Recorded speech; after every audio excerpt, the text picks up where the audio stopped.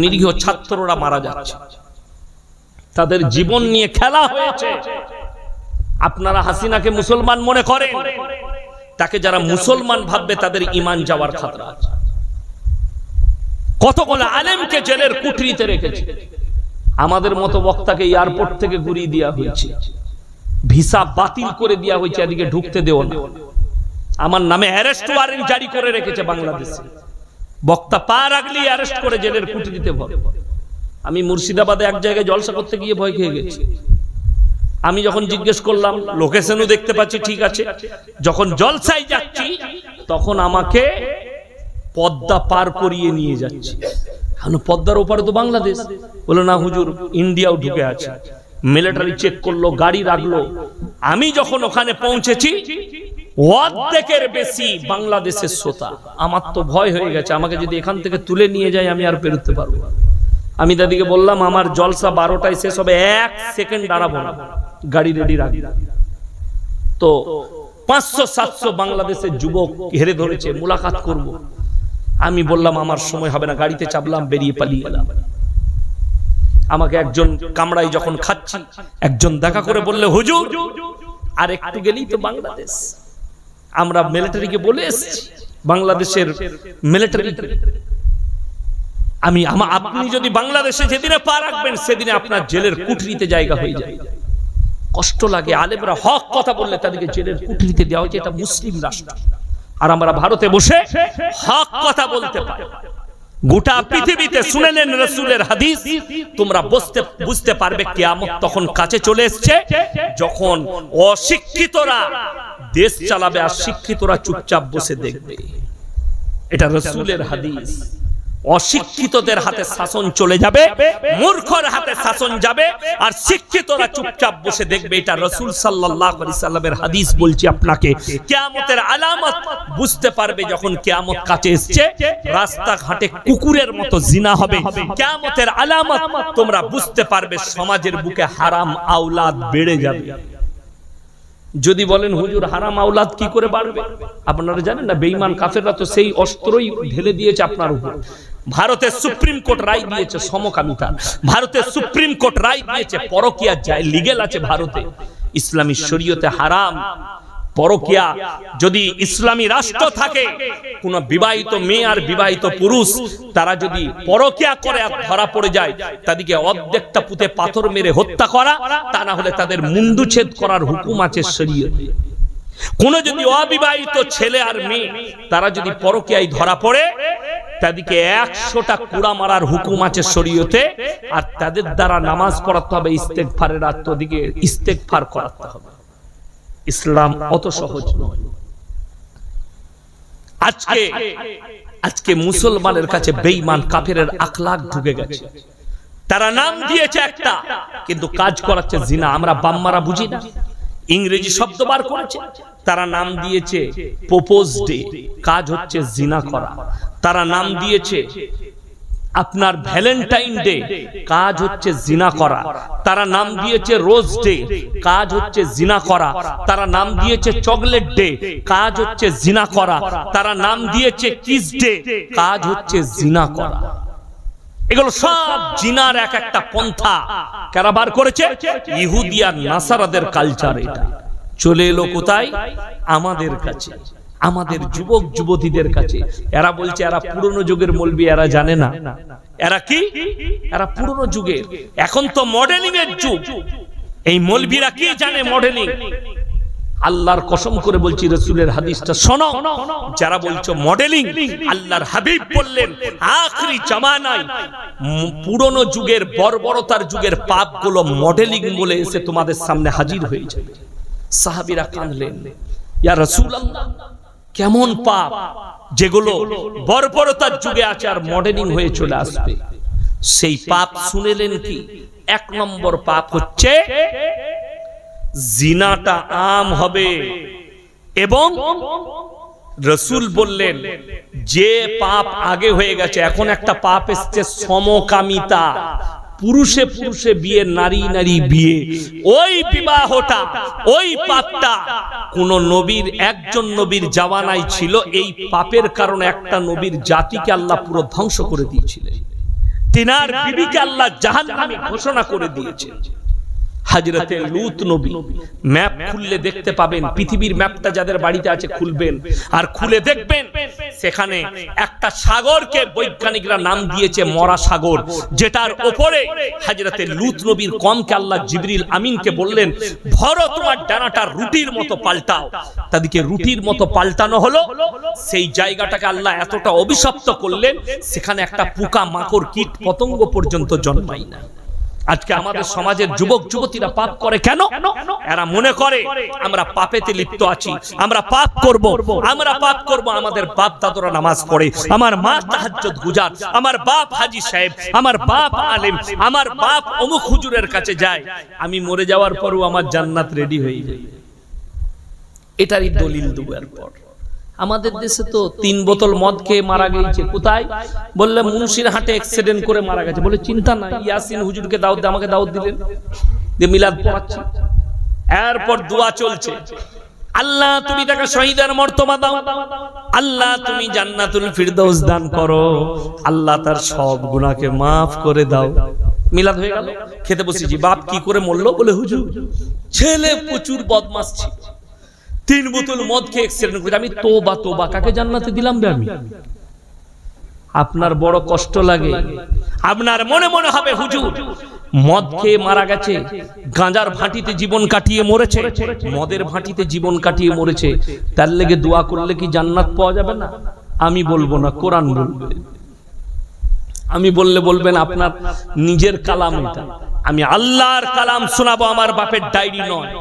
আপনার চোখ দিয়ে দরদর করে পানি পড়বে। আল্লাহর হাবিব সাল্লাল্লাহু আলাইহি সাল্লামকে বুখারী শরীফের riwayate আছে, নবী করিম সাল্লাল্লাহু আলাইহি ওয়াসাল্লাম তিনার কাছে খবর এলো, ইয়া রাসূলুল্লাহ আপনার চাচা যান অসুস্থ অবস্থায় আছে, যে কোনো সময় মারা যেতে পারে, যাকামদানি চলছে। রাসূল ছুটে এলেন, হাতটা টিপে ধরে বললেন, হে আমার চাচা একবার খালি কলমাটা পড়ে নাও, আমি আল্লাহর কাছে তোমার জন্য কেঁদে কেঁদে ক্ষমা চাই। আল্লাহ নবী চাচার উত্তর চলে এলো। উত্তরটা কি? হে আমার ভাইপো, আমি যদি বার্ধক্যে কলমা পড়ি লোকে বলবে মৃত্যু ভয়ে কলমা পড়েছে, তাই আমি কলমা পড়তে পারবো না। আমার আল্লাহ রাব্বুল আলামিন সঙ্গে সঙ্গে আয়াত পাঠালেন। ঠান্ডা পানি নিয়ে আসুন তো। সঙ্গে সঙ্গে আল্লাহ আয়াত পাঠালেন, ইন্নাকা লা তাহদি মান আহবাবতা ওয়ালাকিন্নাল্লাহা ইয়াহদি মান ইয়াশা। হে আমার বিশ্ব নবী, পৃথিবীর মানুষকে বলো, পৃথিবীর মানুষকে বলে দাও, হিদায়াতের দপ্তরটা আমার আল্লাহর হাতে। আমার ইচ্ছা নেই তোমার চাচা কলমা পড়তে পারবে না। আল্লাহর নবী চাচা যান দুনিয়া ছাড়লেন, আল্লাহর রাসূলের চোখ দিয়ে পানি পড়ছে। আল্লাহর নবী আর পরে হাত তুলে বসলেন, ওগো আল্লাহ তুমি আমাকে যতদিন না নিষেধ করছো আমি আমার চাচার জন্য কেঁদে কেঁদে ক্ষমা চাইবো। আল্লাহর নবী ক্ষমা চাইছেন। আল্লাহ আবার জিবরিল আমিনকে পাঠালেন, মা কানা লিন والذين آمنوا أن يستغفروا للمشركين ولو كانوا لي قربا। হে আমার নবী এবং মুমিনরা শোনো, আল্লাহ এখানে দুজনকে আদেশ দিলেন, এক হচ্ছে নবী এবং মুমিন। মা কানা লিন-নবী ওয়াল্লাযীনা আমানু, নবী এবং মুমিনরা শোনো, যারা বেঈমান কাফের হয়ে বদ্দিন হয়ে মারা গেছে তাদের জন্য দোয়া করতে পাবে না, যদিও তারা তোমাদের নিকটতম আত্মীয় হয়। রাসূলের হাত নেমে গেল। আল্লাহ যদি নবীকে নিষেধ করে আমি কোন ক্ষেতের মূলি? কথাটা বুঝতে পারেন? আপনি বলছেন গাঁজার ভাটিতে জীবন কাটাইছে, হুজুর আমার ছেলেকে আপনাকে যখন দেশি মুরগি খাইয়েছি জান্নাতে ঢুকতে হবে, তো হুজুরও মার খাবে, তুই তো খাবিই খাবি। বড় কষ্ট ওটাই। চলুন, আপনি কি মনে করছেন যতজন পৃথিবীতে আল্লাহকে চ্যালেঞ্জ করেছে, আল্লাহর কসম আল্লাহ তাদের নিচুড়ে রস বার করে দিয়েছে। যতজন চ্যালেঞ্জ করেছে, আপনি কাকে দেখছেন? আজকে কষ্টটা কোথায় জানেন? আসামের মুখ্যমন্ত্রী হিমন্ত বিশ্ব শর্মাজি 1 মাস আগে মিডিয়ার সামনে ভোটের আগে কি বলছিল জানেন? मैं तो चाहता हूं दुनिया से इस्लाम मिट जाएगा और मेरा मिशन है इस्लाम को मिटा दूंगा।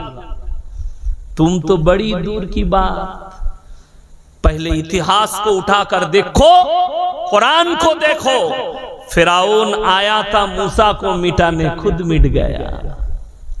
नमरूद आया था इब्राहिम को जलाने, खुद खत्म हो गया और तू कह रहा है कि इस्लाम को मिटा दे। এদের মতো মূর্খ পৃথিবীতে কেউ আছে? আপনারা পড়েছেন, কোরআনে আছে, আব্রাহা বাদশা এমনি সেমনি বাহিনী নিয়ে আসেনি, হস্তি বাহিনী নিয়ে কাবাঘর ভাঙার উদ্দেশ্যে রওনা দিয়েছিল। কিসের বাহিনী? হস্তি বাহিনী। আলাম তারা কাইফা ফাআলা রাব্বুকা বিআসহাবিল ফিল, হাতির বাহিনী। আলাম ইয়াজআল কাইদাহুম ফি তাদলিল ওয়া আরসালা আলাইহিম তায়রান আবাবিল। হে আমার নবী, আপনি কি দেখেন যারা আব্রাহা বাদশা হস্তি বাহিনী নিয়ে যারা কাবাঘর ভাঙতে এসেছিল, আমি তাদের উপরে মিসাইল নিক্ষেপ করিনি, ফেরেশতা পাঠাইনি। আমি খালি অর্ডার দিয়েছি আবাবিল পাখিকে, মুখে করে কাঁকড় তুলে আসমান থেকে নিক্ষেপ করো। কাবাঘরে পৌঁছানোর আগে হস্তি বাহিনীকে আমি মাটির সঙ্গে মিশিয়েছি। জোরে বলুন সুবহানাল্লাহ। যে আল্লাহ পাখির দ্বারা হস্তি বাহিনীকে মিটিয়ে দিতে পারেন, তোমার মতো ছাড় পুকার আল্লাহর কাছে কি করবে? আমার ভাই, আজকে ওইটাই আমি বুঝাতে চাইছি, ইসলামকে মিটানোর ক্ষমতা কারণ নেই। উত্তরপ্রদেশ সরকার এই গত পরশু অর্ডার দিয়েছে, সেখানকার প্রশাসন, বিসমিল্লাহ, রাজনীতি উত্তাল চলছে, কে যারা মথুরায় জল ঢালতে যাবে। আমাদের দেশের হিন্দু ভাইরা দেখবেন তারকেশ্বরে অনেক হিন্দু ভাই শিবের মাথায় জল ঢালতে আসে না? ওই রকম ইউপিতে মথুরাই যায়।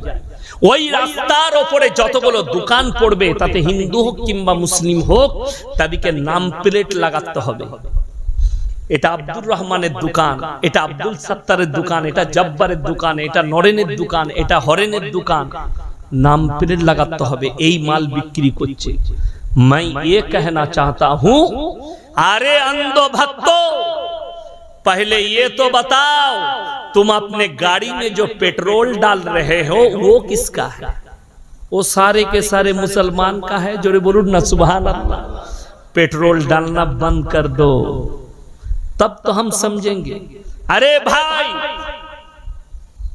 फल के टेरे में नाम प्लेट लगा दो कि यहाँ पर ठेले में लगाओ आम बिकने वाला अब्दुल रहमान है। कभी ये सोचा ये आम जिसके पेड़ में पकड़ा उसका नाम अब्दुल रहमान होगा?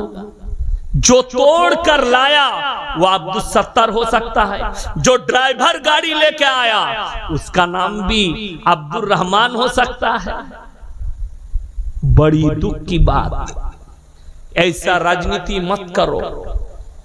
আমি সেদিনে শুনলাম একজনের বক্তব্য, আমাদের দেশের একজন নেতা বাংলার, তিনি বলছেন, हमारे देश के प्रधानमंत्री जी ने कहा था सबका साथ सबका विकास। अब हम नहीं कहेंगे, हम कहेंगे हमारे साथ हम उसके साथ। और तुम्हें मालूम नहीं, और हम तो इस पर ईमान रखते हैं, हमारे अल्लाह हमारे साथ और हमारे मोहब्बत हमारे रसूल के साथ। जोरे बोलो इंशाअल्लाह। तुम किसको डरा रहे हो? खिलाने वाला जात अल्लाह है, बचाने वाला जात अल्लाह है, देने वाला जात अल्लाह है। तुम तो कह रहे थे 24 के वोट के बाद मुसलमान को पाकिस्तान भगाया जाएगा। लोगों ने तुम्ही को भगा दिया। ওই জন্য মুসলমান ইমানের উপরে টিকুন। আল্লাহর কসম, ইতিহাস খুলে দেখুন, হাদিস খুলে, 313 জন সাহাবী একদিকে আর একদিকে 1000-এর বেশি বেঈমান কাফের। তারা খালি আল্লাহর উপরে বিশ্বাস আর ইয়াকিন রেখেছে, আল্লাহ তাদেরকে জয় লাভ করিয়েছেন। জোরে বলুন সুবহানাল্লাহ। যারা মনে মনে ভাবছে মসজিদ ভেঙে দিয়ে, মাদ্রাসা ভেঙে দিয়ে মুসলমানের কাছ থেকে আল্লাহকে আর রাসূলকে মিটিয়ে দেব, তো এটা তোমাদের ভুল। ভারতের যতগুলো মসজিদ আছে সব যদি ভেঙে দাও, আল্লাহর কসম, আমাদের দিল থেকে আল্লাহর আর আল্লাহর রাসূলের মহব্বত তোমরা মিটাতে পারবে না। ঠিক কিনা? জোরে বলুন। আরে কারা? আপনি কাকে ভয় করবেন? সকলে বলুন আল্লাহকে ভয় করব। জোরে বলুন ইনশাআল্লাহ। এই জানটা কার হাতে আছে? আল্লাহর হাতে। তাহলে ভয় কাকে করবে? আল্লাহর কসম, এখানে আমরা মজমায় যারা আছি, কালকে সকালে থাকবো কিনা আল্লাহ ছাড়া কেউ জানে না। জানে? যদি ওষুধে কেউ বেঁচে যেত, ডাক্তারের দ্বারা কেউ বাঁচত, পশ্চিম বাংলার জ্যোতিবাবু আগে বাঁচতেন। আমেরিকা থেকে ডাক্তার আনা হয়েছিল বাই প্লেন চিকিৎসার জন্য। আল্লাহ হায়াত দেয়নি, পৃথিবীর কোন ডাক্তার বাঁচাতে পারে না। আর কোরআনে আছে ওয়ান নাজিয়াতি গরক। আপনাদেরকে হাকিকত বলে যাচ্ছি, যারা বসে আছেন, এই যে পুকুর, পুকুরে বাচ্চারা মাছ ধরতে নামলে ডুব মারে না মারে না? আমরা ডুব মারি না মারি না? ডুব মেরে মাছ ধরি। কোরআনে আছে ওয়ান নাজিয়াতি গরক। আমি কসম খাচ্ছি ওই ফেরেশতার, আল্লাহ নিজে কসম খেলেন, আমি কসম খাচ্ছি ওই ফেরেশতার, আমি আল্লাহ যখন হুকুম দিই মালাকুল মউতকে দ্রুত গতিতে তোমাদের কাছে পৌঁছায়, তোমাদের শরীরে ডুব মারে আর তোমাদের আত্মাকে হরণ করে সর্বপ্রথম কোথায় আনে? কোরআন। অপর জায়গায় ওয়ালাউলা ইজা বালাগাতিল হুলকুম, হুলকুম মানে হচ্ছে এই হালাকটা, এইখানে টেনে নিয়ে আসে। আনতুম হিনা ইজিন তানজুরুন, তখন তোমরা মৃত্যুশয্যায় শুয়ে যাও, তোমার জাকামদানি চলে, আর তুমি খালি ভ্যাল ভ্যাল করে তাকিয়ে দেখবে তোমার আত্মীয় স্বজন প্রতিবেশীকে, কিন্তু তোমার আর কিছু করার থাকবে না। যদি মানুষ ওই অবস্থায় বলার ক্ষমতা রাখতো, তাহলে সর্বপ্রথম যে শব্দটা বলতো সেটা বলতো, আমার যা হচ্ছে আমি জানি, তোমরা সবাই কালমা বালা হয়ে যাও, ঈমান বালা হয়ে যায়। এই শব্দটাই বলতো আমার ভাই। ওয়ান নাশিতাতি নাশত, আল্লাহ আবার কসম খেলেন, ওই ফেরেশতার কসম, তোমাদিকে যখন কবরে শোয়ানো হয়, আমার হুকুমে দ্রুত গতিতে তারা কবরে পৌঁছায়, আর তোমাদের বাঁধনগুলো খুলে দিয়ে তোমাদিকে সওয়াল আর জবাব করে। কোরআন হচ্ছে সত্য কিতাব। কি কথা বললাম? সত্য কিতাব। এটার উপরে আমাদের সবারই বিশ্বাস থাকবে, জোরে বলুন ইনশাআল্লাহ। এই বিশ্বাস যখন রাখছেন, জেনে রেখে দিবেন, এই মৃত্যু দেনে वाला আল্লাহ, হায়াত দেনে वाला আল্লাহ, রুজি দেনে वाला আল্লাহ। যদি এটা আরো জানতে চান, আপনাদেরকে বলে দিই, আমাদের সমাজে, মুসলিম সমাজে সব থেকে কম বেতন ইমামের। ঠিক বললাম না ভুল বললাম? আপনি বলতে পারবেন এই হাওড়া জেলার কোন ইমাম তার বউকে রাস্তায় বার করে দিয়েছে, বরকত হচ্ছে না, 5000 বেতন দিচ্ছে, যা বন্ধন লোন নিবি, গ্রুপ লোন নিবি? ঠিক করে বলবেন। কিন্তু আপনাকে দেখিয়ে দেবো, সারাদিন রিক্সা চালিয়ে, মোটর ভ্যান চালিয়ে মাসে 30,000 রোজগার করে হারামখোরের বরকত নাই, বলছে বউকে বার করেছে, যা বন্ধন লোন আর গ্রুপ লোন নিবি যা। বড় কষ্ট লাগে। আর কোরআনে আছে ওয়াহাল্লাল্লাহুল বাইয়া ওয়া হাররামার রিবা। আল্লাহর কসম, আল্লাহ কত সত্য কথা বলেছেন। ব্যবসা হচ্ছে নবীজির সুন্নাত। যার ইচ্ছা যাবে ব্যবসা করবেন, সকলে জোরে বলুন ইনশাআল্লাহ। আপনাদের কি মনে হচ্ছে ইয়াসিন সাহেব খালি জলসা করে আর মাদ্রাসার ক্লাস করে? আমার সাইডে একটা ব্যবসা আছে। হাওড়ায় আমার বালি আসে, পাথর আসে, সাপ্লাই। বিভিন্ন জায়গায় আমার এলাকায় বালি লাগলে, পাথর লাগলে আমি সাপ্লাই দিই, ইট সাপ্লাই দিই। ব্যবসা আছে আমার, ওটা ব্যবসা। আমি যদি এক গাড়ি পাথর সেখানে দিতে পারি, আমি দুজন কি বলে দিই, ভাই তুমি 300 দিবে, তুমি 500 দিবে, 800 টাকা আমার। প্রত্যেকদিন এক গাড়ি খাতে হলে 800 হলে 3 8 কত? 24,000 টাকা আমার। আমার কাছে যখন সচ্ছলতা থাকবে, ওই জন্য আমি কারো পরোয়া করি না। যদি আজকে মনে হয় আমি আজকেই জলসা ছেড়ে দিতে পারি, আল্লাহ সচ্ছলতার সঙ্গে চালাবে, কোনো কথা নেই। ওই জন্য ব্যবসা হচ্ছে রাসূলের সুন্নত। আমি ওই সুন্নত হিসাবে ব্যবসা করছি, যে রাসূলের একটা সুন্নত আদায় হবে। কেন? ওয়াহাল্লাল্লাহুল বাইয়া ওয়া হাররামার রিবা। আমি তোমাদের জন্য ব্যবসাকে হালাল করেছি আর সুদকে হারাম করেছি। আর এইটা হচ্ছে বেঈমান কাফেরদের একটা বহুত বড় ষড়যন্ত্র, যে মুসলমানদের মেয়েদিকে রাস্তায় বার করে দাও, এদের হাতে সুদের পয়সা তুলে দাও। আপনি যদি বলেন হুজুর আমার বাড়িতে বরকত, বরকত কেন নাই? তুমি খালি ভেবে দেখো, জাবেদ জাফরি বলে একটা ফিল্মের আর্টিস্ট আছে, যদিও আমি আর্টিস্টকে পছন্দ করি না, তাদের কোনো জাত ধর্ম হয় না ফিল্মের আর্টিস্টদের। এরপর বলি, সে একটা কোন জায়গায় কনফারেন্স করছে, প্রেস কনফারেন্স, সেখানে একটা মুসলিমদের যুবক দাঁড়িয়ে বলে, স্যার मैं एक सवाल करना चाहता हूं, একটা প্রশ্ন করব। করো।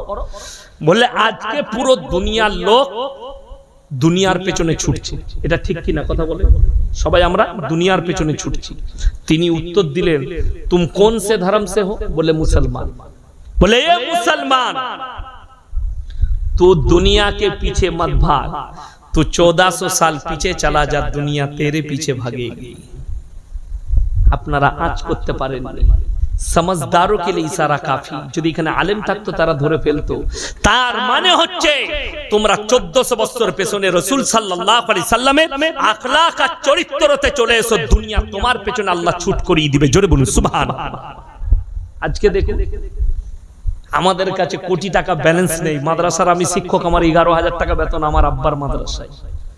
এখান থেকে যাব ফজরের সময় মাদ্রাসা ঢুকবো, সকাল হলে ক্লাস করব, তারপরে আবার 10টার সময় আমি ক্লাস শেষ করে বাড়ি যাই, ঘুমাই, জোহরের সময় স্ত্রী উঠাই, দুটি ভাত খাই, ক্লাস করে আবার জলসায় বেরিয়ে আসি আসরের নামাজ পড়ে। আমাকে যদি এইখানে এক্ষুনি বিছান দেন এক্ষুনি ঘুমিয়ে যাবো, আমার কোনো ব্যাপার না, আমি এখানেই ঘুমিয়ে যাবো।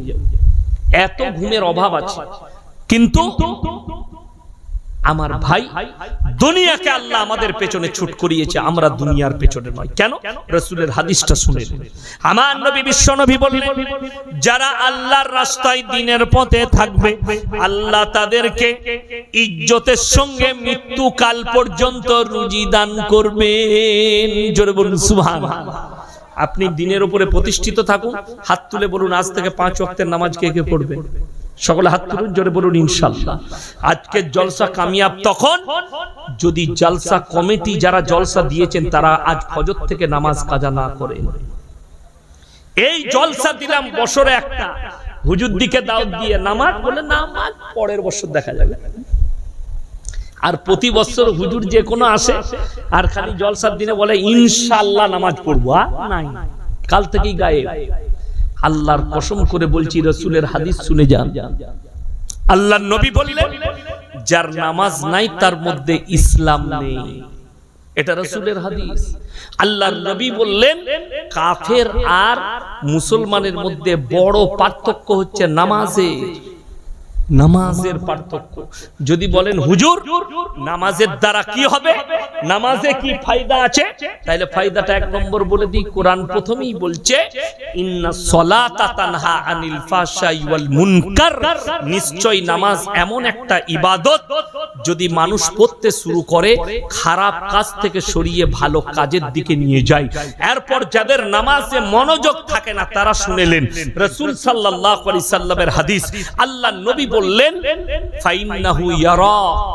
তোমরা যখন নামাজে দাঁড়াবে মনে মনে ভাববে আমি আল্লাহকে দেখতে পাই বা না পাই, আমার আল্লাহ আমাকে অবশ্যই দেখছেন। এটা তোমরা মনে মনে ভাবো। আল্লাহকে পেতে চান, আল্লাহকে পাবার রাস্তাও আল্লাহ বলে দিয়েছেন। জোরে বলুন সুবহানাল্লাহ। আল্লাহকে পাবার রাস্তা আল্লাহ বলেছেন, আল্লাহর সঙ্গে সম্পর্কের রাস্তা আল্লাহ বলেছেন, খালি আমরা নিতে পারি। আমাদের দেশের লোককে যদি হুজুররা বায়ান করে যায়, বাবাজিরা তোমরা কাল থেকে তাহাজ্জুদের নামাজ পড়বে, এ হুজুর বলে চলে গেল, এই রাত 11টায় বউকে বলছে পানির বোতলটাতে খুলে জ্বল তাহাজ্জুদ পড়বো, ফাটিয়ে দেবো আজকে। হুজুরও মার খাবে, তুমিও মার খাবে, আমারও মার হবে, তোমারও মার হবে। কেন? আপনাকে ক্লিয়ার করতে হবে, আপনি যে তাহাজ্জুদের নামাজ পড়বেন সেই সিস্টেমেটিক্যালটাও আল্লাহ দিয়েছে। আমার আল্লাহ কখনো কারো হক মারেননি। জোরে বলুন সুবহানাল্লাহ। আপনি রাত 11টায় যদি মসজিদে পালিয়ে যান তাহাজ্জুদ পড়তে, কার হকটা মরবে? বিবির হক। মরবে না? মরবে না? বিবির হক মরে যাবে। তাহলে আপনি একদিকে গুনাহ করছেন, বিবির হক আদায় করতে হবে। বিবির হক মানলে হবে না। আল্লাহ কোরআনে কি বলছে শুনেলেন। প্রথমেই সূরা মুজাম্মিল, কোন সূরা বললাম? সূরা মুজাম্মিল। আল্লাহ তাআলা রাসূলের প্রশংসা করলেন। সকলে জোরে বলুন সুবহানাল্লাহ। কি প্রশংসা করলেন?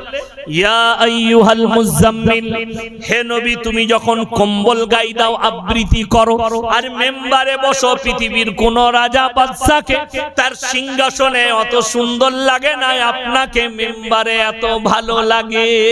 জোরে বলুন সুবহানাল্লাহ। আল্লাহ নিজে প্রশংসা করছেন, কার? রাসূলের প্রশংসা করছেন। ইয়া আইয়ুহাল মুজাম্মিল কুমিল লাইলা ইল্লা কালিলা, উঠে পড়ুন, নিসফাহু আবিন কুসমিনহু কালিলা। নিসফ মানে হচ্ছে অর্ধেক। নিসফ মানে কি বললাম? অর্ধেক, হাফ, অর্ধেক রাত্রি কিংবা তার থেকে একটু বেশি।